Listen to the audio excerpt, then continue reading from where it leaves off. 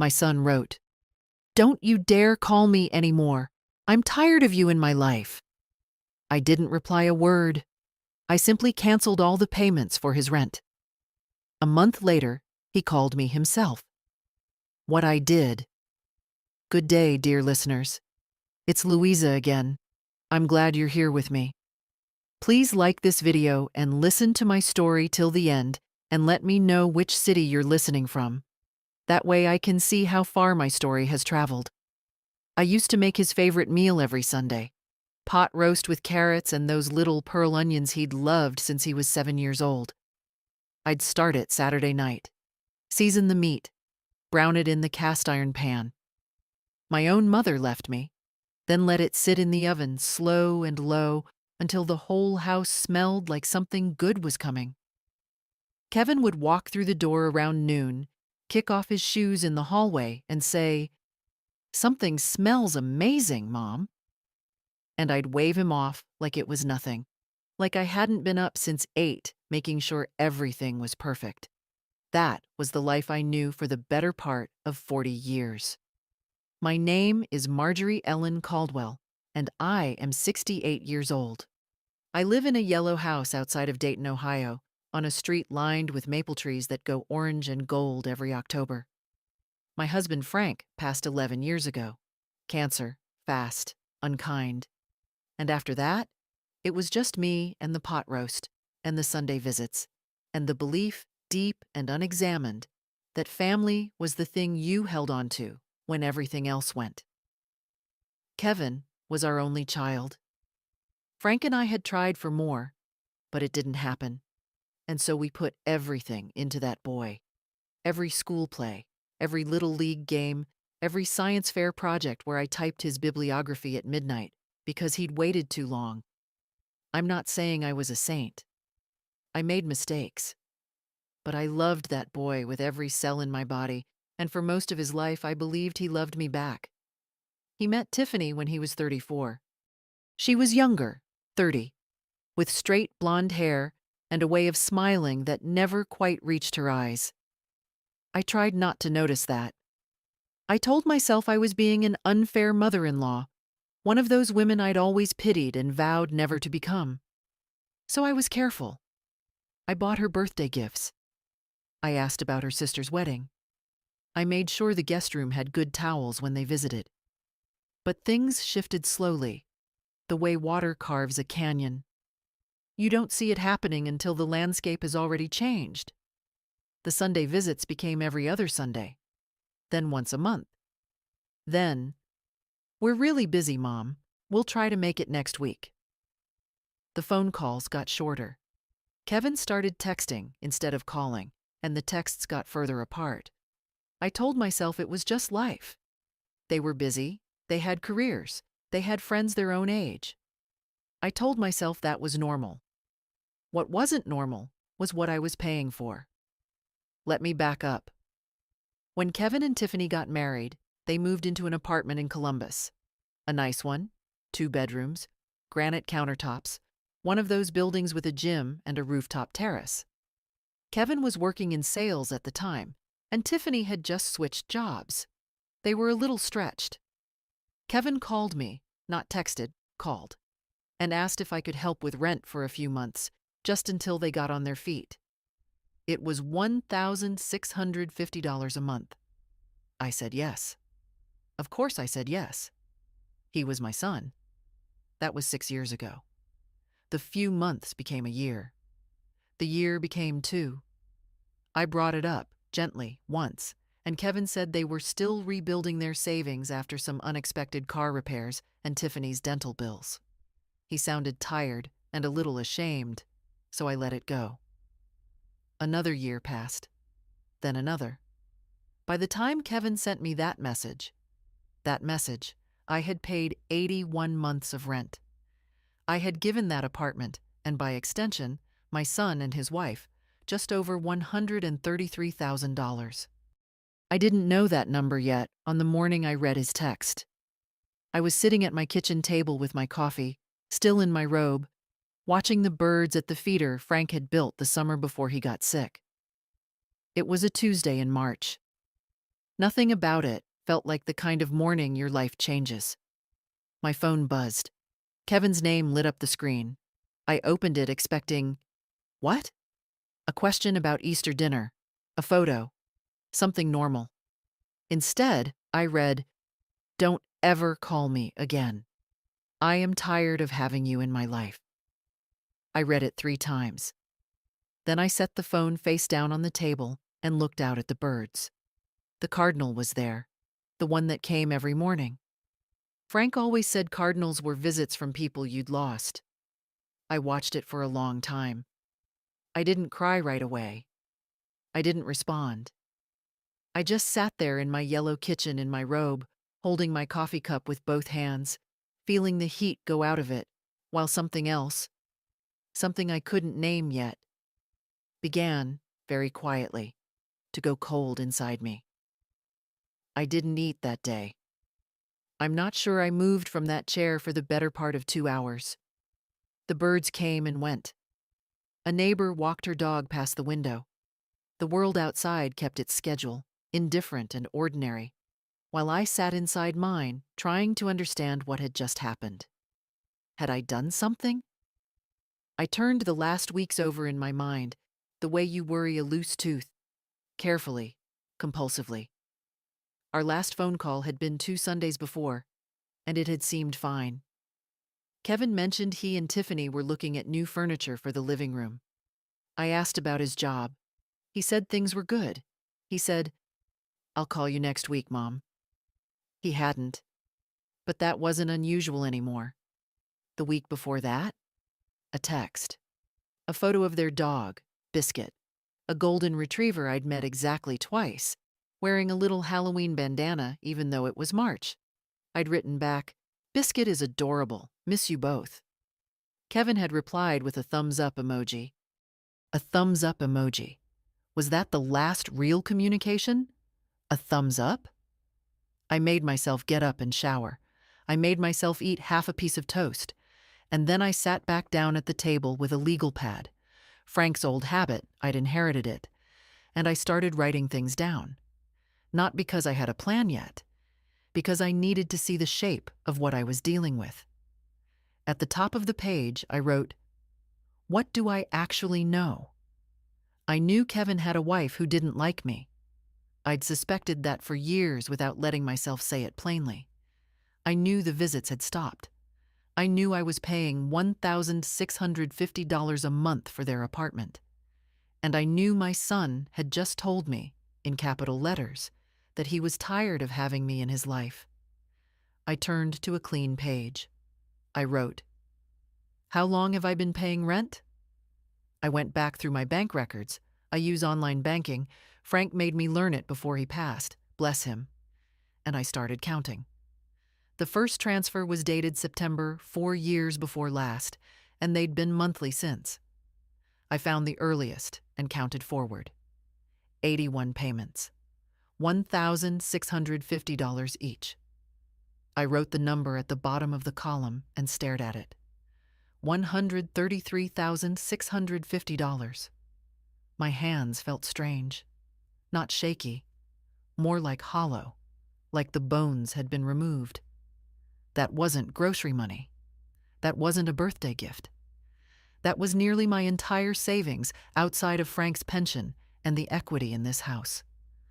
I had given it slowly, month by month, the way you don't notice a leak until you check the basement and find the water up to your knees.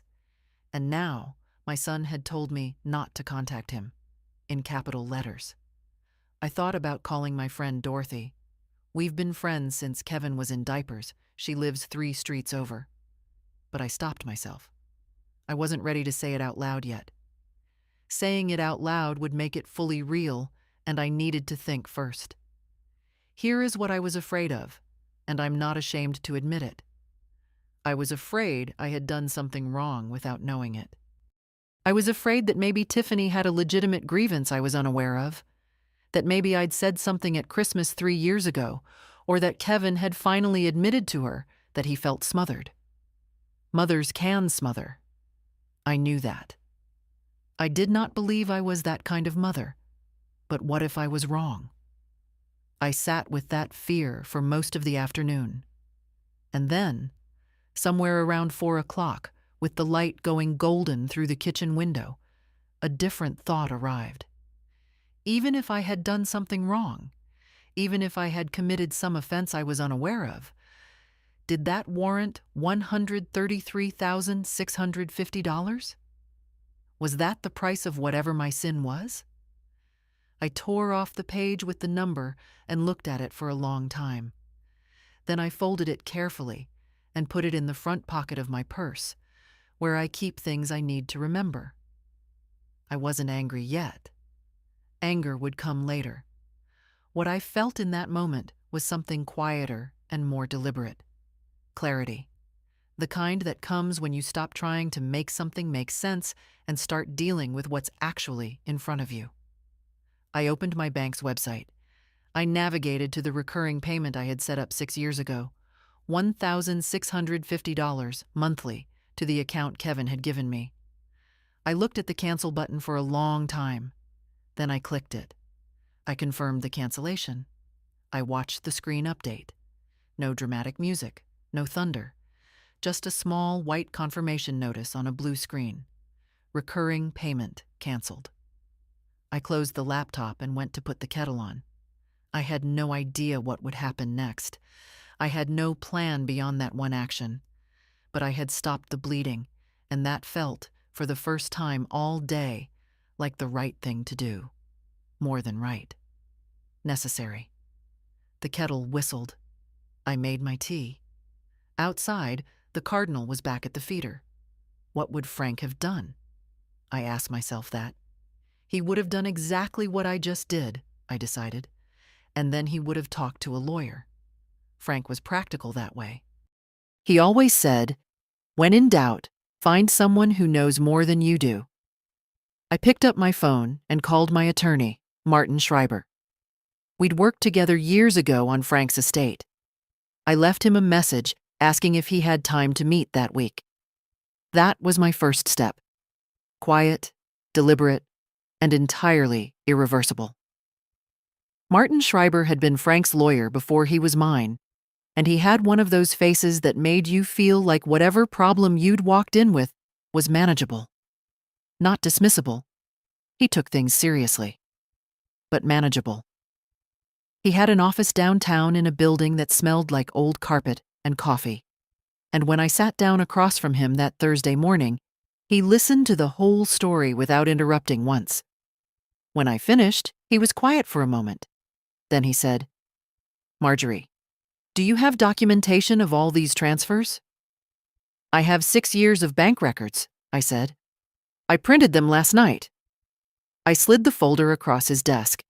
He opened it. He turned pages slowly. "No written agreement?" he asked. "No loan documents? No emails where Kevin acknowledged this was anything other than a gift?" "No," I said. "He called me. It was always a phone call." Martin nodded, still reading. "What about texts?" That gave me pause. I had saved texts for years. Not intentionally. I'd just never deleted them. I was that person. I told Martin, and he said I should go through them carefully and look for any message where Kevin referred to the payments in any context, even casually. Any acknowledgement in writing that the money existed and what it was for. "I can't promise it changes your legal position," he said carefully. "Money transferred to an adult child without a written agreement is generally presumed to be a gift under Ohio law. Recovering it is difficult." "I don't care about recovering it," I said. He looked up. "I just needed to understand what I was dealing with," I told him. "I needed someone else to look at it and tell me I wasn't crazy." He put the folder down. "You are not crazy," he said. "This is a significant financial loss, and the circumstances you're describing, the escalating distance, the sudden hostile message after 6 years of payments, raise real questions about what was happening in that household." I drove home with a cleaner feeling in my chest. That night, I went through every text conversation with Kevin, going back 4 years. The oldest ones my phone still held. Most were brief. Weather, holidays, the dog. but I found 3 messages that stopped me. The first was from 2 years ago, November. Kevin had texted, "Thanks for the rent this month. Things are still tight, but we're working on it." Simple. Throwaway. But it was an acknowledgement in writing that he knew about the payments and that they were ongoing. The second was 14 months ago. He'd written, "Hey, Mom, can you do $1,800 this month instead? Landlord raised it, I'll explain later." I had replied, "Of course, no problem." And I had increased the transfer. I sat with that one for a long time. He had asked for more, and I had given it without question. The third message was 8 months ago. This one made my jaw tighten. It was Tiffany. She'd used Kevin's phone, I could tell by the writing style. She'd texted, "Hi, Marjorie. Kevin's at work. Just wanted to say the place is really coming together. We got those new couches we've been looking at." New couches, while I was paying their rent. While my grocery budget had been quietly shrinking for 2 years because of a few months of financial help. I photographed all 3 messages. I emailed them to Martin. Then I sat back and thought about what was actually happening in that apartment in Columbus. Was Kevin aware that I had canceled the payment? Not yet. The next payment date was still 12 days away. He had no idea anything had changed. He had presumably told me never to call him again, blocked any response from me, and was sitting in his apartment, on his new couches, fully expecting that $1,800 to land in their account in less than 2 weeks. Did Tiffany know about the message he'd sent me? Almost certainly. Those two were a unit. And here was the question that unsettled me most. Lying in bed that night, with the house very quiet around me. Had she written it for him? The capitalization, the directness, the finality? It hadn't sounded entirely like Kevin. Kevin was passive in his cruelty. He didn't confront. He withdrew. But that message had been a door slammed, not a door quietly closed. I didn't sleep well. But when I woke up at 6, something had crystallized. I called my niece, Patricia, Frank's sister's daughter, who works in banking in Cincinnati. Not to ask for help, not yet, but to ask her a question. I said, "Patricia, if someone has been receiving money from a family member for 6 years and calls it rent help, does that ever appear on financial documents? Mortgage applications, loan applications, anything like that?" Patricia was quiet for a moment. Then she said, "Marjorie, are you asking me what I think you're asking me?" "I'm asking a hypothetical." Another pause. "Hypothetically," she said, "if a person was listing their income on a loan application and had been receiving regular monthly transfers for years, the absence of those transfers, suddenly, right before an application went in, could complicate things significantly." I thanked her and hung up. I didn't know if Kevin and Tiffany were in the middle of anything financial, but I had a feeling, the kind that starts in your spine and works outward, that they might be. The new furniture. The mention, last fall, of looking at houses in a good school district. The quiet that had preceded that message. They had been planning something that required me to be a reliable source of income and nothing else. I was beginning to understand the shape of it. The first payment date came and went. No deposit. No $1,800 arriving in Kevin's account on the 15th of the month, the way it had for 81 consecutive months. I sat at my kitchen table and watched the date pass, the way you watch a storm move across a field. At a distance, with full attention. I had expected the phone to ring that day. It didn't. I had expected it the next day. Still nothing. By the third day, I started to wonder if perhaps I'd been wrong about everything, about Tiffany's calculations, about the house search, about all of it. Maybe Kevin genuinely didn't want my money anymore. Maybe his message had been the beginning of a clean break, financial and otherwise. Maybe the silence was him saying, "We're done. We don't need you. On the fourth day, at 7:20 in the evening, my phone rang. Kevin's name on the screen. I let it ring 4 times. Then I answered. Mom. His voice was different from how I remembered it. Tighter. I need to talk to you. Hello, Kevin, I said. The rent payment didn't come through. I know.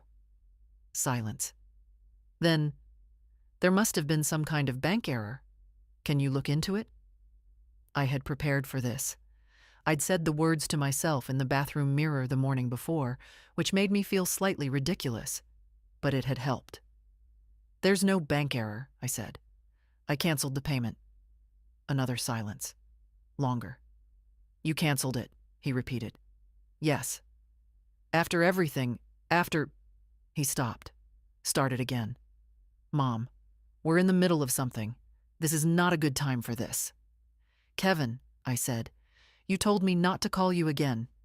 You told me you were tired of having me in your life. I didn't call you. You called me. I heard him exhale. I heard in the background Tiffany's voice, low and urgent, saying something I couldn't make out. That was a moment, Kevin said. I was frustrated. You know how I get. I do know, I said. Yes. So you'll set the payment back up. It wasn't a question. That was the thing that cut through whatever remaining maternal softness I'd been holding. He hadn't said, I'm sorry, Mom. He hadn't said, I miss you. He'd called to restore service. I was a utility to him. I was the internet going out. I won't, I said. I wish you both well. I hung up. The phone rang again immediately. I didn't answer. It rang 6 more times over the next 2 hours. I sat on the couch with a cup of chamomile tea and my library book, and I let it ring. Then the texts started. Kevin, Mom, pick up. Kevin, this is serious. We need to talk. Kevin, you have no idea what you're doing. And then, the one that wasn't Kevin's voice at all. Marjorie, this is Tiffany. What you're doing is cruel and manipulative. Kevin has been under enormous stress, and you pulling this stunt right now is going to have consequences. I suggest you think very carefully. I read that one 3 times. Consequences. I photographed the screen. I emailed it to Martin that night. The next morning, it escalated. Kevin called again, and when I answered, I wanted to hear what they'd say next. He was different. The tight politeness was gone. He told me that if I didn't restore the payment, he would talk to people about what I'd done over the years. I asked him, calmly, what exactly he meant. He said that I had interfered in their marriage, that I had inserted myself into their finances as a form of control, and that he could make that case to a family court if it ever came to it. Family court. Over rent I had voluntarily given him. I said, Kevin, I'd encourage you to discuss that plan with an attorney before you pursue it. He hung up. That afternoon, Martin called me after receiving my forwarded texts. He told me that Tiffany's message, specifically the word consequences alongside a demand for money, could be interpreted as a form of financial coercion, and that I should continue to document everything. I told him I was. Are you all right? Martin asked. I'm tired, I said honestly. But I'm all right. I spent the next 3 days doing very little. I went to Dorothy's house and sat in her kitchen while she made soup. I walked the neighborhood in the evenings. I slept later than usual, which I never do.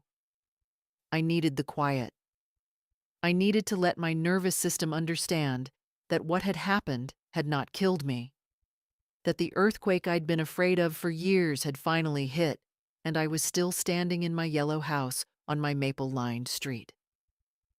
On the 3rd evening, sitting in Dorothy's kitchen with a bowl of minestrone, I told her the whole story, beginning to end. She listened. She didn't interrupt. When I finished, she put her hand over mine and said, Marjorie, I always wondered when you were going to see this clearly. You knew? I asked. I suspected, she said, but it wasn't my place. We sat there for a while in the warm kitchen while the soup pot ticked on the stove. What are you going to do? She asked. I already did it, I said. They tried the soft approach next. 11 days after my last exchange with Kevin, 11 days of silence. I received a text that was so carefully worded I could almost see Tiffany drafting it, deleting, redrafting. It came from Kevin's number. Mom. I've been thinking. I know things have been hard between us. I don't want it to be like this. Can we maybe meet for coffee? I read it at my kitchen table with my morning coffee. Same chair, same birds at the feeder. The cardinal was there. Here's what I noticed. He had not apologized. He had not mentioned the original message, the don't ever call me again, not to withdraw it, not to explain it, not to acknowledge it existed. He had also not mentioned the rent. The text was written as though we'd had a small disagreement about something minor, the kind of thing you smooth over with a cup of coffee. What Kevin did not know, what neither of them knew, was that in those 11 days, while I'd been quiet and appeared to be waiting, I had not been idle. I had met with Martin twice more. I had pulled together a full financial accounting of everything I'd paid over 6 years. The original $1,650, the increase to $1,800 14 months ago, the occasional additional amounts when Kevin had mentioned unexpected expenses, a total of $138,200 when calculated precisely. Martin had helped me draft a simple personal record document, notarized, stating the history of the payments, their voluntary nature, and the dates of the communications I'd received. I wasn't pursuing legal action. Martin had been clear, and I understood, that voluntarily given money to an adult child without a contract was nearly impossible to recover under Ohio law. That wasn't the point. The point was documentation. The point was knowing exactly what had happened, in ink, with a notary's stamp, in case it ever needed to be known by someone else. Martin had also, at my request, sent a brief formal letter to Kevin, not threatening, purely informational, stating that I had retained counsel and that any future communications regarding financial matters should go through his office. Not a lawsuit, not an accusation, just a line drawn clearly in the open air. That letter had arrived at Kevin's address 4 days before his coffee invitation, which is why the coffee invitation did not move me. I wrote back, Kevin, I hope you're well. I'm not in a position to meet right now. Take care of yourself. Short. Warm enough not to be cruel. Final. He tried twice more in the following week. Once with a longer message about how he'd been under stress at work, how Tiffany had been struggling emotionally, how he regretted things but needed me to understand his side. Once with a photo of Biscuit, the golden retriever, lying on a couch with soft light coming in through a window. Thought you'd like this, he wrote, with no other context. The dog photo almost worked. I won't pretend otherwise. There's a specific kind of pull when someone uses something innocent and sweet to reach you. For about 4 minutes, I sat there thinking about how much I had always wanted a dog, how Frank had been allergic, how Kevin had grown up wanting one too. Then I thought about $138,200. I put the phone down. What had helped me most in those weeks, more than Martin, more than my own resolve, was a grief support group that met on Wednesday evenings at the community center on Elm Street. I'd started going 8 months earlier, originally because of a difficult anniversary of Frank's death, and I'd kept going because the people there were real. Retired teachers, widows, a man named Gerald who'd lost his daughter to addiction, people who had survived loss and were figuring out how to carry it. I told them what had happened. Not everything, not the money, just, my son told me he was tired of having me in his life. And the room got very quiet. Gerald said, "Did he mean it, or was he testing you?" I don't know, I said, but I've decided to let him mean it.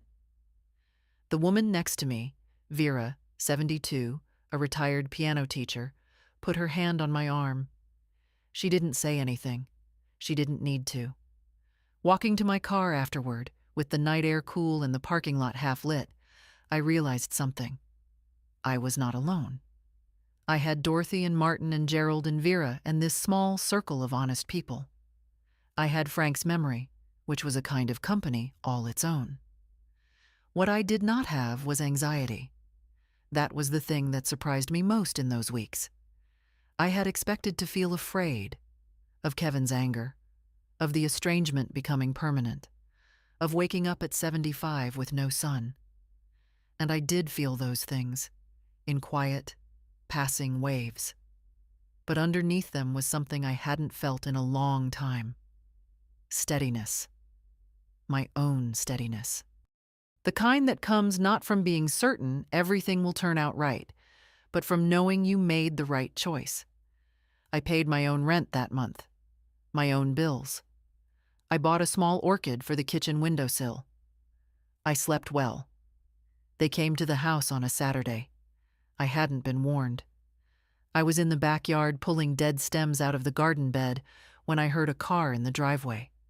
By the time I'd walked around to the front, Kevin was already standing on the porch, his hands in his jacket pockets, and Tiffany was coming up the front walk behind him. She was carrying a dish, something covered in foil. I stopped on the path. The last time I'd seen Kevin in person was 7 months ago at a brief, stiff lunch in Columbus that Tiffany had cut short, claiming a headache. Before that, Christmas. I took in the sight of him. He looked thinner, or maybe just tired, with shadows under his eyes. Tiffany looked the way she always looked, put together, neutral, unreadable. "Mom," Kevin said, "we were in the area. Thought we'd stop by. Dayton to my house is 90 minutes from Columbus. Nobody is in the area." "All right," I said. I opened the door and let them in. In my kitchen, Tiffany set the foil dish on the counter. "A casserole," she explained. She'd made it herself. She was very pleasant saying this. A deliberate, careful pleasantness that I recognized from her best performances at family holidays. Kevin sat at the table. He looked around the kitchen the way people do when they're building up to something. I made coffee. I let them settle. I waited. Kevin spoke first. He said he'd been doing a lot of thinking. He said he missed me. He said the things he'd written in that message had been said in a moment of anger and exhaustion, and he wasn't proud of them. He said quietly that Tiffany had helped him understand that he needed to work on communication. I noticed he still hadn't said the word sorry. Tiffany took over smoothly, the way a relay runner grabs a baton. She said she knew things had been difficult. She said she'd always admired me and wanted a real relationship. She said, looking at me very directly, with those eyes that had never quite smiled, that she hoped we could all move forward as a family. I sipped my coffee. "What does moving forward look like?" I asked. Kevin shifted in his chair. Tiffany's expression didn't change. "We were thinking," Kevin said, "that maybe we could reset things, start fresh, the three of us. Regular dinners, Sunday visits, the whole thing." "That sounds nice," I said. Kevin visibly relaxed. Tiffany's posture eased slightly. "And obviously," Kevin said, more carefully, "with things back to normal, the financial arrangement could go back to what it was." There it was. I set my cup down. I looked at him. I thought, there it is. The foil dish on the counter. The mention of missing me. The "we were in the area." The entire architecture of this visit. "Kevin," I said, "I love you. I want you to know that hasn't changed, but I won't be resuming the payments." The room changed. It was subtle. The air pressure shifted. "Mom, I paid your rent for 6 years," I said. $138,000. I did that because I loved you and I believed you needed it. I don't regret it. But it's done now." Tiffany's pleasantness dissolved, not dramatically. She didn't raise her voice, but the warmth vacated her face like a light going out, and what was underneath it was something I can only describe as calculation. "Marjorie," she said, "I think you're letting hurt feelings make a financial decision that affects all of us." "I think that's accurate," I said. "Yes." "You're punishing Kevin," she said. "After everything we've been through together as a family, you're choosing money over your relationship with your son." "Tiffany," I said, "I didn't make any demands. I didn't ask for anything to change. Kevin sent me a message telling me never to contact him again. I respected that. You are both here, in my kitchen, because you want the payments restored. That's not me putting money over family. That's me declining to fund a family that has no room for me in it." Kevin stood up. His jaw was tight. "You're making a mistake," he said. "You don't know everything that's going on." "Then tell me," I said. "Tell me what's going on." He didn't. He looked at Tiffany. She looked back at him. Some communication passed between them that excluded me entirely, and I saw, in that quick, shut glance, the whole shape of what I'd been living inside for years. I was not part of their unit. I was adjacent to it. A resource. "We should go," Tiffany said. She picked up her purse. Kevin followed her. At the door, he turned back and said, and this was the thing that stayed with me, "Don't come looking for us when you're lonely, Mom. That's all I'm going to say." The door closed. I stood in my kitchen for a long moment. My hands were trembling slightly, and I wasn't sure whether it was anger or something older and sadder. I looked at the casserole dish, still on my counter, still foil-covered, and I put it straight in the trash without opening it. I was afraid. I'd be lying if I said I wasn't. The permanence of it had pressed itself against me. The real possibility that I would grow old without my son. That I would have Christmases alone and no one to call when I couldn't open a jar. But here is what the fear did. It made me more certain. Because I understood that if I capitulated now, if I reopened the payments out of loneliness or guilt or the wish to make the fear stop, I would be back here in 2 years, in 3, in 5. I would be 75 or 80 with fewer resources and the same dynamic, only worse. The fear was real, and the fear was pointing at the truth. I called Dorothy. "They came," I said. "I figured it was soon," she said. "Are you all right?" "I'm all right," I said. "I just needed to say it to someone." The mortgage application came to light 3 weeks later. I wouldn't have known about it at all if Patricia hadn't called me. My niece, Frank's sister's daughter, the one in banking in Cincinnati. She called on a Tuesday evening, and her voice had that particular careful quality that means someone is choosing their words in real time.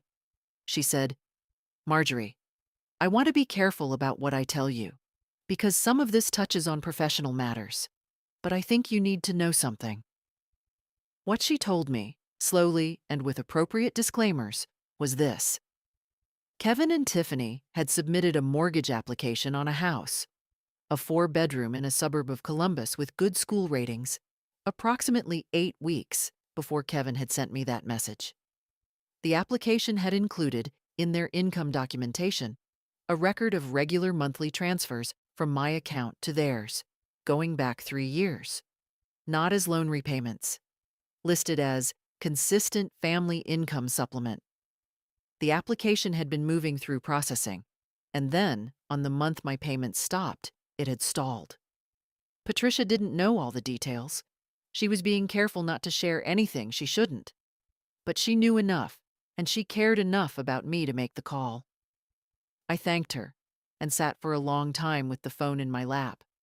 So that was the shape of it, seen whole at last. Kevin and Tiffany had been using my consistent payments as a documented income source on a mortgage application. When I canceled, When the money stopped arriving on the 15th, the application had run into trouble. The school district remark from last fall, the new furniture, the sudden need for things to be normal between us, it assembled itself into a timeline I could read clearly now. The message, "Don't ever call me again," had been sent 8 weeks into the mortgage process. A clean break, perhaps intended to be temporary. Perhaps they thought they'd close on the house, then mend fences with me once they no longer needed the income on paper. Or perhaps they'd simply miscalculated, assumed I would keep paying out of habit and love regardless of their silence. I would never know which. What I knew was this: it wasn't grief that had sent that message. It wasn't years of frustration or a genuine need for distance. It was a transaction. I had been managed. I brought all of this to Martin the next morning, including Patricia's account. Martin was quiet for a moment after I finished. Then he said, "Marjorie, are you aware that submitting false income documentation on a mortgage application is a federal offense?" "I'm aware," I said. "Do you want to do anything with this information?" I had thought about this the night before, lying awake in the dark. I had gone back and forth. What I had settled on was not revenge. Not in the way that word usually means. It was something closer to accountability. "I want Kevin to know that I know," I said. "Nothing more than that. No lawyers, no reports, not yet. I want to look him in the eye, and I want him to understand that I'm not the person he thought I was." Martin helped me draft a letter. Not threatening, not accusatory in legal terms. Simply factual. I have become aware, through reliable means, of certain documentation submitted in connection with a recent financial application. I believe you should know this information has come to my attention. I wish to meet and speak with you once, in person, in the presence of my attorney. We sent it certified mail. Kevin called me the same day it arrived. His voice, this time, was entirely different from any version I'd heard before. Not the fake warmth of the kitchen visit, not the tight control of the rent call. Something stripped back. Something that sounded, honestly, like a young man who understood that something had caught up with him. "Mom," he said, "what is this?" "It's a letter," I said. "I think it's quite clear." "Who told you? How did you—" "Kevin," I said. "I'd like us to meet. In Martin's office, as the letter says.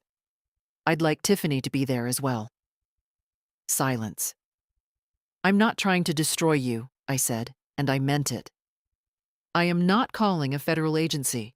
I am not contacting the mortgage company. I just need you to sit across from me, in a room, and be honest with me. For once." He came. 3 days later, a Thursday, a gray November morning. He and Tiffany sat on one side of Martin's conference table. Martin and I sat on the other. Tiffany had clearly been crying recently. Her face had that tight, overcomposed quality of someone who has been crying and then carefully repaired. Kevin had aged in those 3 days in some way I couldn't entirely quantify. I had notes on the table in front of me. I didn't use them. I said, "I want to tell you what I know, and I want you to let me finish." They both nodded. I went through it. The message, the payments, the timeline, the mortgage application, Patricia's call. I said it all calmly, without raising my voice once, looking at my son the whole time. Not at Tiffany. At Kevin. He was the one I needed to reach. When I finished, the room was very quiet. Tiffany began first. She said the transfers had been listed as family support income, which she claimed was a standard documentation category. She said she'd consulted with their application broker about it. She said a lot of words, and underneath all of them, I heard, "We found a technicality, and we used it." Martin looked at her without expression. Then Kevin said something I hadn't expected. His voice was quiet. He said, "Mom, I know what it looked like, and I know you're not. I know you're not wrong. Tiffany turned to look at him. He didn't look at her. He kept his eyes on me. Was any part of it real? I asked. I had promised myself I would ask exactly that question if I got the chance.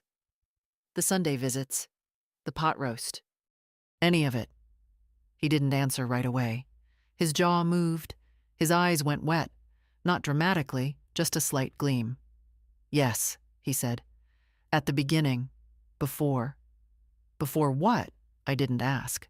I understood. Before Tiffany. Or before whatever version of himself he'd become inside that marriage. Some combination that I wasn't equipped to fully unravel. Then I'm grieving something real, I said. And so should you. The mortgage application was withdrawn 2 weeks after our meeting in Martin's office.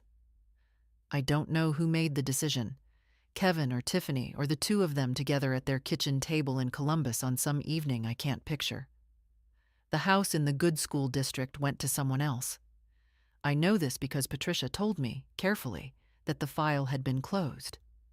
I did not report anything. I did not contact the mortgage company or any federal agency. Not because I had been lenient or soft. Martin and I had discussed it thoroughly. But because I had achieved what I needed to achieve. I had made Kevin understand that I knew. I had made both of them sit across from me in a room and be unable to pretend. In some forms of reckoning, exposure is sufficient. But other things followed, and they followed on their own. 2 months after the meeting, Kevin called me. Not for money. Not to make arrangements. He called at 7 in the evening, and he sounded the way he used to sound when he was younger, and something was wrong, and he needed his mother without knowing how to ask for it. He said he and Tiffany were having some difficulties. He didn't say more than that, and I didn't press. I hear you, I said. I'm sorry, Mom. And this time, there it was. The word, undecorated, unstrategic. For the message, for all of it. I know that doesn't... He stopped. Started again. I know that doesn't fix anything. No, I agreed. It doesn't fix it, but it's still good to hear. We talked for 40 minutes. It wasn't the conversation that would repair everything. I knew that. Repair, if it came, would come slowly and in pieces. But it was a beginning of something, and it was real. What I had control over, I took control of. What I didn't, I let be. The financial picture also resolved in ways I hadn't expected. After canceling the recurring payment, I'd begun reviewing my accounts more carefully, something I'd been loose about for years, assuming everything was fine and keeping my attention on Kevin's needs instead of my own.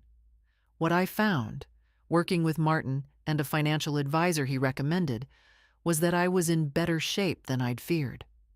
Frank's pension was stable. The house was paid off. I had a modest but real investment account I'd barely touched in a decade. I was not wealthy, but I was solvent. I was fine. I made some changes.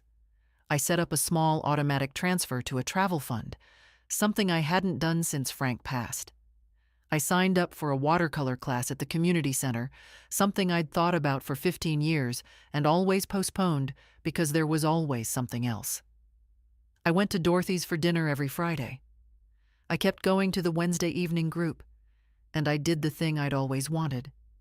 In the spring, April, when the maples were just starting to go green again, I adopted a dog, a beagle mix, 7 years old, from the county shelter. His name was already Walter, and it suited him so completely that I kept it. Walter had brown eyes and enormous ears, and he slept on the foot of my bed and walked with me every morning around the block. Frank would have found a way around his allergies. I knew that the moment I put Walter in the car and he put his head out the window. As for Tiffany, what I learned in the months that followed came to me in fragments, not all at once, and not because I sought it out. From Kevin, eventually, from Patricia once or twice. Tiffany had, it turned out, pushed for the house. Had pushed hard. The mortgage application had been her initiative, and the documentation strategy, listing my transfers as income, had been something she'd discussed with a broker on the edge of legitimacy. When the application fell apart, things between them had deteriorated in ways I wasn't told the details of. I didn't feel satisfaction at that. I want to be honest about that. I felt something more complicated, a sadness for my son, who had made choices that had cost him, and something quieter underneath it, which was, this is what accountability looks like. Not dramatic, not punishing, just consequences arriving in their own time, at their own pace, in their own form. Martin sent me a note 2 months after the meeting. It said simply, "Well handled, Marjorie. Frank would be proud." I put it in the front pocket of my purse, next to the folded piece of paper where I'd first written down $133,650. I kept both of them there for a long time. Spring became summer, and summer passed gently. I started the watercolor class and discovered, to my genuine surprise, that I had some aptitude for it.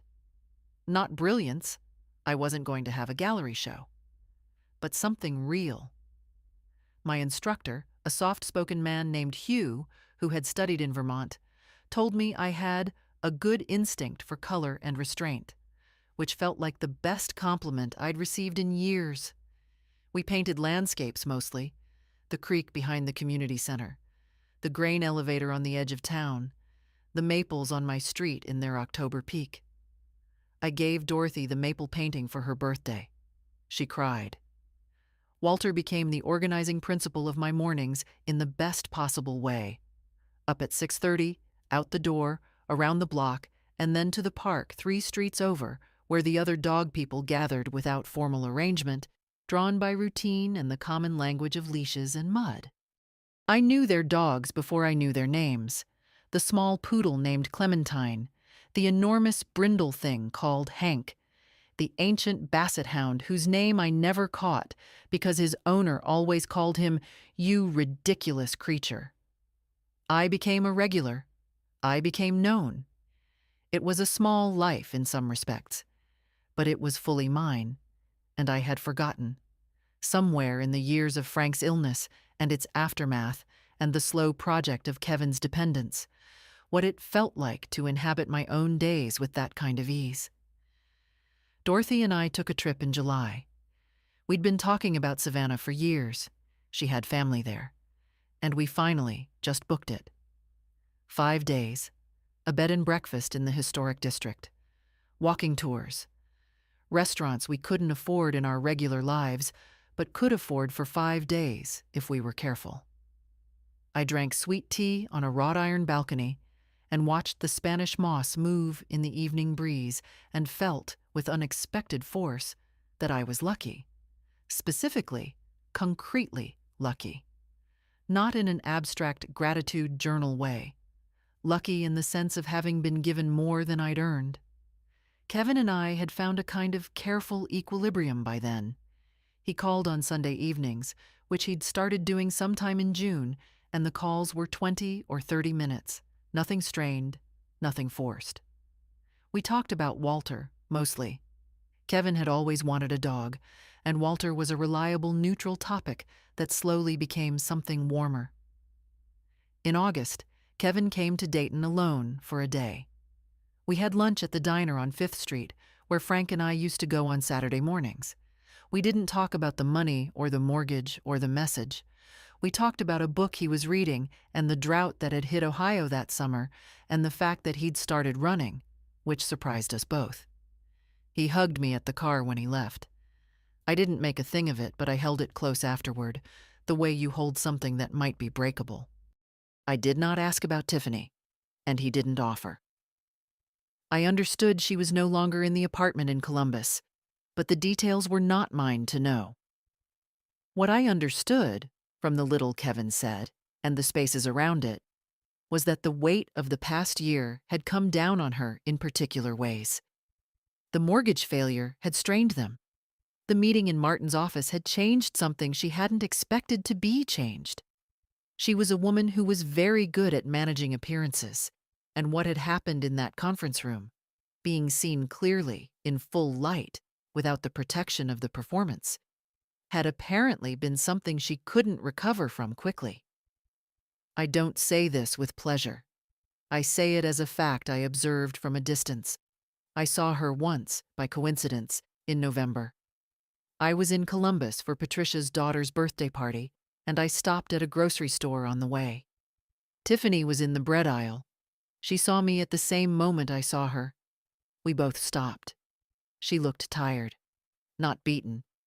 Tiffany was not the kind of person who would let you see beaten, but tired in the way that comes when the architecture you've built your life around has required too much maintenance. I said, "Hello, Tiffany." She said, "Marjorie." Neither of us moved for a moment. Then I said, "I hope things are going better for you." And I meant it. I genuinely meant it. She looked at me for a moment with an expression I couldn't read. "Take care of yourself," she said. We went in opposite directions down the aisle. I thought about that exchange all the way home to Dayton, Walter asleep across my lap, the November fields dark outside the car window. I thought about what it would have felt like, a year earlier, to see her and feel the complex terror of her, the anxiety about whether I'd said the right thing, managed the impression correctly, maintained my position. I felt none of that. I just felt mild and even and ready to get home to my yellow house. Dorothy had soup waiting when I got there because I'd called her on the way, and she was Dorothy. We ate at her kitchen table and I told her about the grocery store. "How did it feel?" she asked. I thought about it.